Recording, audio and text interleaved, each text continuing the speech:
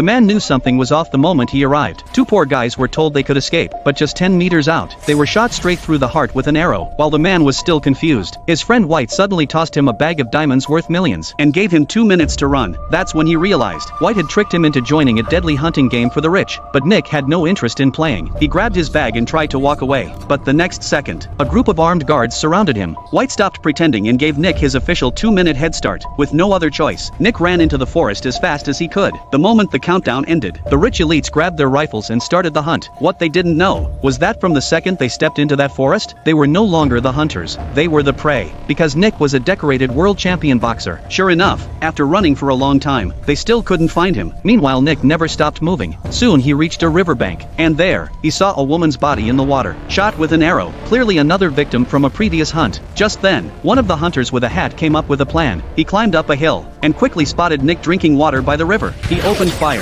Luckily Nick dove behind a tree just in time. Seeing the guy storming down the hill, Nick jumped straight into the river. By the time the man reached the bottom, Nick had vanished. What he didn't know was that Nick was already behind him. A second later, Nick yanked him into the water, and landed 2 solid punches, but the guy didn't fight fair. He pulled out a stun baton. Realizing the guy was going for the kill, Nick didn't hold back. He unleashed a combo that sent him flying into a giant rock, dead on the spot. By the time the other hunters found him, his body was already cold and lifeless.